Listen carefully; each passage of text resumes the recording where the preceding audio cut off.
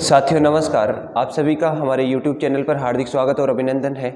जैसा कि हम लोगों ने कल से करंट अफेयर्स की क्लास स्टार्ट की थी और पहली क्लास को आपने बेहद स्नेह दिया था, बहुत ही अच्छी क्लास थी आपके लिए और उसी कड़ी में अपन दूसरी क्लास को लेके आए हैं। तो चलिए देखिए, बिना टाइम वेस्ट की वीडियो की शुरुआत करते हैं।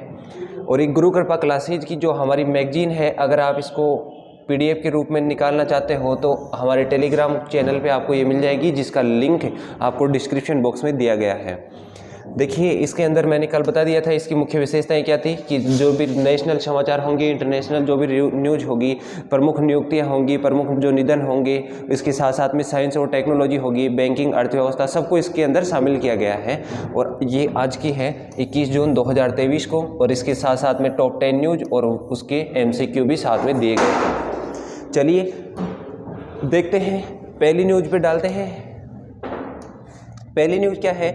जेसिंडा अर्डन ने न्यूजीलैंड की प्रधानमंत्री के पद से इस्तीफा दे दिया है। यानी कि इन्होंने जो है कि अक्टूबर में न्यूजीलैंड में चुनाव होने वाले हैं, वहाँ के लिए जेसिंडा जो अर्डन है, इन्होंने इलेक्शन लड़ने के लिए मना कर दिया है और ये अपने प्रधानमंत्री के पद से 7 फरवरी 2023 को इस्तीफा दे देंगे। यानी 7 फरवरी 2023 तक अपने पद पर रहेंगे, उसके बाद पद को इस्तीफा दे देंगे।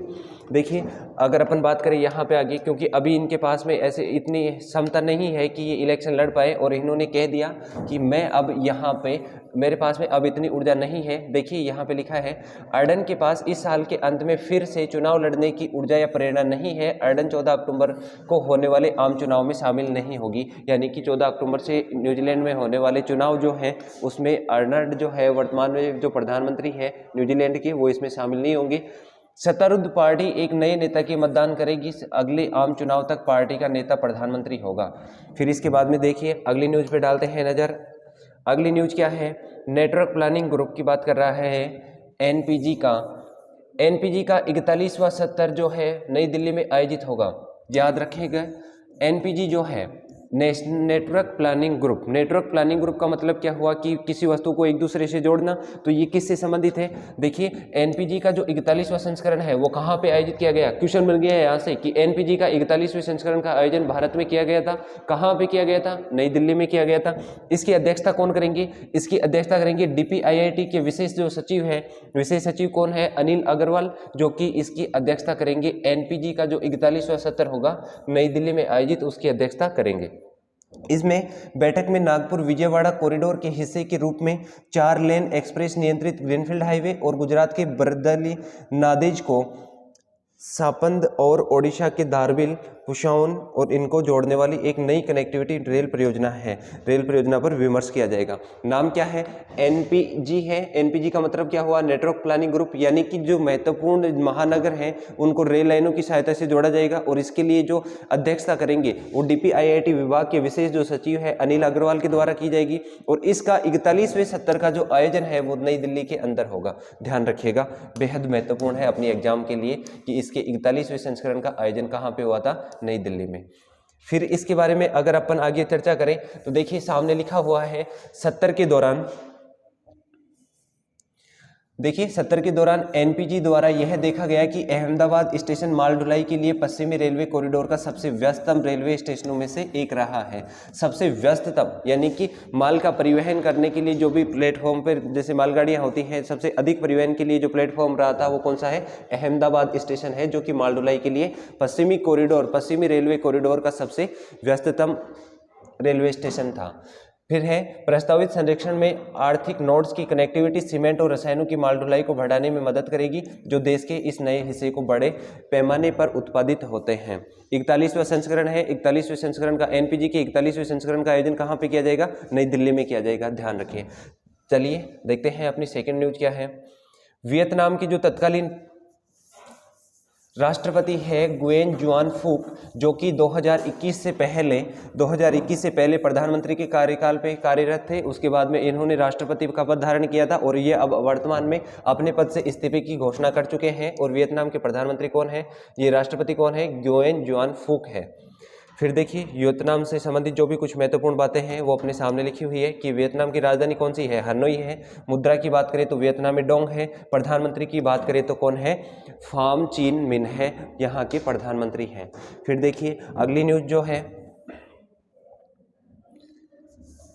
पर्यटन मंत्रालय पहले वैश्विक पर्यटन निवेशक शिखर सम्मेलन का आयोजन करेगा। और ये क्या लिखा है कि पर्यटन मंत्रालय जो है वो पहले वैश्विक पर्यटन निवेशक शिखर सम्मेलन का आयोजन करेगा, और ये जो आयोजन होगा वो दिल्ली में प्रगति मैदान में होगा, और इसका आयोजन जो है वो अप्रैल के महीने में किया जाएगा। देखिए, पर्यटन मंत्रालय 10 से 12 अप्रैल 2023 तक नई दिल्ली के प्रगति मैदान में वैश्विक पर्यटन सम्मेलन निवेशक शिखर सम्मेलन का आयोजन करेगा। कहाँ पर होगा? सबसे पहली बात तो ये बन गया कि ये जो वैश्विक पर्यटन सम्मेलन है, निवेशक पर्यटन सम्मेलन, ये कौन सा होगा? फर्स्ट होगा। और राजस्थान से रिलेटेड अगर अपन बात करें, अभी राजस्थान में भी हुआ था, जैसे अडानी ग्रुप की जो बाहरी कंपनी आई थी और उनको यहाँ पे विदेशी कंपनियों के प्रोत्साहन को बढ़ावा देने के लिए राजस्थान सरकार, ये जो भी स्टेट गवर्नमेंट होती है उनके द्वारा ऐसी योजनाएं चलाई जाती है। ये योजना भारत सरकार की है और कौन से मंत्रालय के द्वारा चलाई जा रही है? पर्यटन मंत्रालय के द्वारा। नाम क्या है? वैश्विक पर्यटन निवेशक शिखर सम्मेलन। आयोजन कहाँ पर होगा, कब होगा? 10 से 12 अप्रैल तक होगा। और कहाँ पर होगा? प्रगति मैदान, जो कि कहाँ पर है? नई दिल्ली में स्थित है। चलिए अगली न्यूज देखते हैं। भारत ने विकास परियोजनाओं के लिए 100 मिलियन मालदीव रुपया की घोषणा की है। देखो, पहले तो यहाँ पे क्वेश्चन ये बन गया कि मालदीव की जो मुद्रा है वो क्या है? रुपया नहीं है, रुफिया है। और इसकी जो घोषणा की थी वो किसने की थी? भारत के जो रक्षा सचिव हैं, यहाँ पे देखिए, भारत के जो विदेश मंत्री हैं एस जयशंकर ने मालदीव के सामुदायिक विकास परियोजनाओं के लिए 100 करोड़ मिलियन मालदीव रुपया की घोषणा के अनुदान की गई है। अब कल जैसे मैंने आपको एक न्यूज़ पहले भी बताया था, जिसमें पंजाब सरकार के द्वारा एक स्कूल ऑफ एनिमेशन योजना चलाई गई थी, तो उसके लिए पंजाब सरकार ने कितने रुपए का फंड था? आप कमेंट बॉक्स में कमेंट करके इसका आंसर बताएं। फिर देखिए आगे इसमें लिखा है, समझौते के उच्च प्रभाव सामुदायिक विकास परियोजनाओं HICDP के लिए 100 मिलियन रुपया यानी मालदीव की मुद्रा, रुपया क्या है? मालदीव की मुद्रा है, कि अनुदान सहायता शामिल की गई है। फिर इसके बाद में चलते हैं आगे और अगला अपन टॉपिक की बात करें। अगला पॉइंट है, अपनी न्यूज है कि भारत का पहला रसद जल और संचार स्कूल जो है उसका लॉन्च किया गया है। और ये कहाँ पर किया गया है? ध्यान रखना, त्रिपुरा। और अभी जो CET का पेपर हुआ था उसमें भी ये क्वेश्चन आया था और उसमें पूछा था कि त्रिपुरा के वर्तमान में मुख्यमंत्री कौन है। देखिए, भारत का पहला रसद जलमार्ग और संचार स्कूल कहाँ पे किया गया है? अगरतला, त्रिपुरा में शुरू किया गया है। त्रिपुरा जो है इसकी राजधानी क्या है? अगरतला। ध्यान रखें। अब जैसे मैंने आपको अभी बताया कि त्रिपुरा के जो मुख्यमंत्री हैं वो वर्तमान में कौन है, तो आपको दिख रहे होंगे सामने सब कुछ लिखा हुआ है। देखिए, केंद्रीय बंदरगाह है, नौवहन और जलमार्ग और आयुष मंत्री सर्बानंद सोनोवाल त्रिपुरा के मुख्यमंत्री डॉक्टर माणिक साहा के साथ संयुक्त रूप से स्कूल का उद्घाटन किया गया है। किसने उद्घाटन किया है? केंद्रीय बंदरगाह है, नौवहन और जलमार्ग आयुष मंत्रालय के जो मंत्री हैं सर्बानंद सोनोवाल और त्रिपुरा के मुख्यमंत्री हैं माणिक साहा। और ये क्वेश्चन आया था कि त्रिपुरा के वर्तमान में मुख्यमंत्री कौन है। इनके निर्देशन में एक संयुक्त रूप से परियोजना चलाई गई है, तो अपन कह सकते हैं कि ये राज्य सरकार और केंद्र सरकार की एक संयुक्त परियोजना हो गई। यह लोक प्रशासन और ग्रामीण विकास के लिए राज्य संस्थानों के तहत स्थापित की गई है। यह व्यवसायों, निर्यातकों और जैसे हितधारकों के लिए अध्ययन, अनुसंधान, प्रशिक्षण, कार्यालय, सेमिनार आयोजित करने में सुविधा प्रदान करेगा। यानी कि जो भी यहाँ पे व्यापारी आते हैं, जो भी व्यापारी है, जो भी मान लो कोई निवेशक है, कोई निर्यात करने वाला है, जैसे माल को एक्सपोर्ट करना, इंपोर्ट करना होता है, जैसे ओपन इकोनॉमी की अगर अपन बात करें आदि, जैसे जो भी हितकारी है उनको इसके अंदर शामिल किया गया है। उनको प्रशिक्षण दिया जाएगा, उनकी कार्यशालाएं होंगी, उनके लिए सेमिनार होंगे, जिसके तहत उनको जैसे निर्यातकों को किस प्रकार से बाहरी वस्तुओं को अपन किस प्रकार से खरीद सकते हैं, अपनी यहाँ की वस्तुओं को बाहर के मार्केट में किस प्रकार से भेज सकते हैं, उन सब चीज़ों का यहाँ पे प्रशिक्षण मिलने वाला है।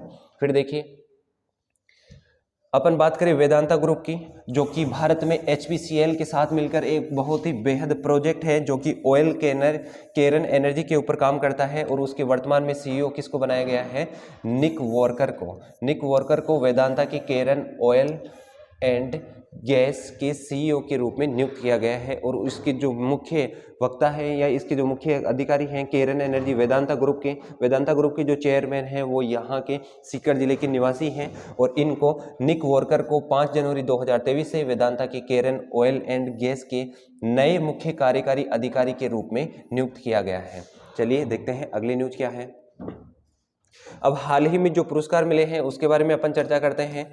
देखिए, जग मिशन के लिए UN हैबिटेट का वर्ल्ड हैबिटेट अवार्ड किसको मिला है? आपके सामने लिखा है 2023 में ओडिशा राज्य को मिला है। किस राज्य को मिला है? जग मिशन के लिए UN हैबिटेट का वर्ल्ड हैबिटेट अवार्ड किसको मिला है? ओडिशा राज्य को। क्वेश्चन बन गया। फिर है white and QS reimagine education award 2022 किसको मिला है? IIT मद्रास को मिला है। अटल सम्मान पुरस्कार किसको मिला है? प्रभु चंद्र मिश्रा को। फिर इसके बाद में बात करें प्रथम KR गौरी अम्मा राष्ट्रीय पुरस्कार किसको मिला है? अलीडा गवेरा को। इसको थोड़ा सा ध्यान रखना। प्रथम KR गौरी अम्मा राष्ट्रीय पुरस्कार किसको मिला है? अलीडा गवेरा को मिला है। BBC sports personality of the year 2023 किसको मिला है? बेथ मीड, जो कहाँ के हैं? इंग्लैंड के हैं। अगला क्वेश्चन है, लक्ष्मण रावत ने NSCI शुकर ओपन क्राउन जीता है। NS शुकर ओपन क्राउन जीतने वाले खिलाड़ी कौन है? लक्ष्मण रावत है। फिर देखिए अगली न्यूज क्या है। देखिए इसके अंदर साइंस, टेक्नोलॉजी और इकोनॉमिक्स से संबंधित जो भी महत्वपूर्ण टॉपिक है सबको शामिल किया गया है। फिर है, भारत और दक्षिणी कोरिया ने सियोल में विदेशी नीति और सुरक्षा वार्ता पे चर्चा आयोजित की है। देखिए अगर अपन बात करें कि भारत जो है, भारत का दक्षिण कोरिया के साथ में अच्छे रिलेशन है और भारत ने वर्तमान में अपनी जो है 5वीं विदेश नीति और सुरक्षा वार्ता सियोल के अंदर आयोजित की है। और सियोल कहाँ पर है? दक्षिणी कोरिया में। तो भारत और दक्षिण कोरिया ने कहाँ पर किया है? सियोल के अंदर। और जो विदेश नीति थी और सुरक्षा वार्ता थी, ये कौन से नंबर की थी? 5वीं विदेश यात्रा थी। दोनों पक्ष व्यापार और निवेश, सुरक्षा और रक्षा, विज्ञान और प्रौद्योगिकी के साथ साथ सांस्कृतिक और लोगों से लोगों को आदान प्रदान सहित क्षेत्रों में सहयोग को गहरा करने पर सहमत हुए हैं। फिर है, वे 2030 तक द्विपक्षीय व्यापार को $28 बिलियन के वर्तमान उच्च स्तर से $50 मिलियन तक ले जाने का इन्होंने लक्ष्य रखा है। यानी कि वर्तमान के अंदर 2023 की अगर अपन बात करें तो दक्षिण कोरिया के साथ में जो विदेशी या द्विपक्षीय व्यापार है वो कितना है? $28 बिलियन का है। और $28 बिलियन से बढ़ाकर अब इन्होंने 2030 तक इसको कितना रखने का प्रावधान किया है? लक्ष्य बनाया है $50 बिलियन रखने का प्रावधान किया। फिर अपन दक्षिण कोरिया से रिलेटेड बात करें, जैसे दक्षिण कोरिया की राजधानी क्या है? तो इसकी राजधानी हो जाएगी सियोल। सियोल। अगर मुद्रा की अगर अपन बात करें तो इसकी मुद्रा हो जाएगी दक्षिणी कोरियाई वॉन। ये इसकी मुद्रा है। दक्षिण कोरिया की मुद्रा राजधानी तो क्या है? सियोल है। अगर मुद्रा की अपन बात करें तो क्या है? दक्षिण कोरियाई वॉन है। भारत की अगर अपन बात करें, भारत की राजधानी क्या है? नई दिल्ली है। और भारत की जो मुद्रा है वो क्या है? रुपया है। आज की ये 10 कुछ महत्वपूर्ण हेडलाइंस थी जिनको अपन ने डिटेल में पढ़ लिया। अब इनसे रिलेटेड जो MCQ है उन पे चर्चा करते हैं। देखिए पहला क्वेश्चन है, जेसिंडा अर्डन ने किस देश के प्रधानमंत्री के पद से इस्तीफा दे दिया है? बताओ इसका आंसर क्या आएगा कमेंट बॉक्स में। मैंने कहा था कि जेसिंडा अर्डन जो है वो पहले उस देश के क्या थे? प्रधानमंत्री थे। फिर उन्होंने राष्ट्रपति का पद धारण किया था और उसके बाद में उनकी अब क्षमता नहीं रही है कि अक्टूबर में होने वाले आम चुनाव में वो इलेक्शन लड़ सके, इसलिए उन्होंने इस्तीफा दे दिया। और वो कौन से देश के प्रधानमंत्री हैं? न्यूजीलैंड के। फिर अपन बात करें कि NPG क्या है? नेटवर्क प्लानिंग ग्रुप का 41वां सत्र किस शहर में आयोजित किया जाएगा? अब सबसे पहले तो यही है कि NPG क्या है? नेटवर्क प्लानिंग ग्रुप का मतलब है कि महानगरों को जो रेल परिवहन है उसकी सहायता से जोड़ना। और सबसे व्यस्तम की अपन बात करे थे अभी, जैसे अहमदाबाद वाला था। तो इसका सही आंसर क्या होगा कि 41वें संस्करण का आयोजन किस शहर में किया जाएगा? तो इसका करेक्ट आंसर हो जाएगा नई दिल्ली के अंदर होगा। फिर है, गुयेन जुआन फुक ने हाल ही में अपने इस्तीफे की घोषणा की है, जो किस देश के राष्ट्रपति थे? बताओ। वियतनाम के राष्ट्रपति थे। फिर देखिए अगला क्वेश्चन है, पर्यटन मंत्रालय ने 10 से 12 अप्रैल 2023 तक प्रगति मैदान कहाँ पर? 10 से 12 अप्रैल 2023 तक कहाँ है? प्रगति मैदान नई दिल्ली में ग्लोबल टूरिज्म इन्वेस्ट समिट के किस संस्करण का आयोजन किया जाएगा? बताओ। पहला, दूसरा, तीसरा और चौथा। तो इसका करेक्ट आंसर क्या हो जाएगा? पहले संस्करण का आयोजन किया जाएगा। हाल ही में मालदीव ने सामुदायिक विकास परियोजनाओं के लिए 100 मिलियन मालदीव रुपया के अतिरिक्त अनुदान की घोषणा की है। और किसने की है? भारत के जो सचिव है, विदेश सचिव, जिनका नाम है S जयशंकर। तो इन्होंने यहाँ पे 2000 रुपये अतिरिक्त रुपया मालदीव की जो मुद्रा है इसकी अतिरिक्त घोषणा की है। फिर देखिए अगला क्वेश्चन क्या है। अगला क्वेश्चन है कि भारत का पहला रसद जलमार्ग और संचार स्कूल किस राज्य में शुरू होगा?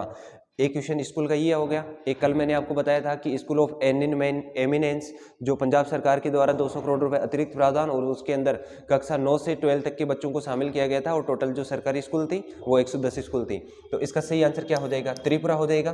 त्रिपुरा सरकार ने और केंद्र सरकार ने मिलकर के इसके बारे में एक अतिरिक्त प्रावधान रखा है। फिर है वेदांता के केरन ऑयल एंड गैस के नए मुख्य कार्यकारी अधिकारी सीईओ के रूप में किसे नियुक्त किया गया है? बताओ इसका सही आंसर क्या होगा?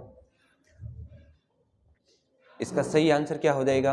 निक वॉकर को वेदांता ग्रुप का क्या बनाया गया है? सीईओ बनाया गया है। फिर देखिए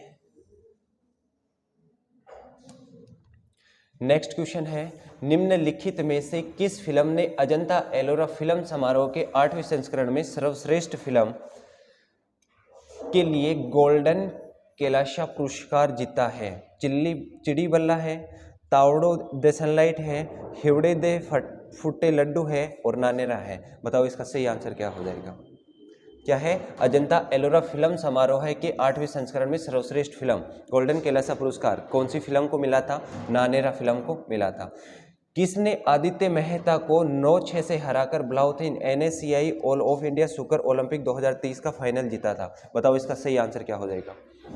जैसे मैंने अभी इसके बारे में आपको बताया था कि इसका सही आंसर क्या होगा? लक्ष्मी रावत होगा, पंकज अडानी होगा, आदित्य मेहता होगा, गीत सेठी होगा। बताओ करेक्ट आंसर क्या हो जाएगा? देखिए एक बार फिर देख लो इसको। यहाँ पे मैंने लिखा था, बताया था कि लक्ष्मण रावत जो है उन्होंने सुकर ओपन क्राउन पुरस्कार जीता था। तो इसका सही आंसर क्या हो जाएगा? लक्ष्मण रावत। फिर है, हाल ही में भारत ने किस देश के साथ 5वीं विदेश नीति और सुरक्षा वार्ता आयोजित की है? अभी बताया था कौन से देश के साथ में? बताओ। दक्षिणी कोरिया, उत्तर कोरिया, जापान और थाईलैंड। प्रधानमंत्री नरेंद्र मोदी ने उस देश के साथ में 5वीं विदेश नीति जैसे सुरक्षा इनके ऊपर चर्चा की थी और वो कौन सा देश है? दक्षिणी कोरिया है। अगर आपको हमारा वीडियो पसंद आए तो चैनल को लाइक शेयर एंड सब्सक्राइब जरूर करें। Thank you.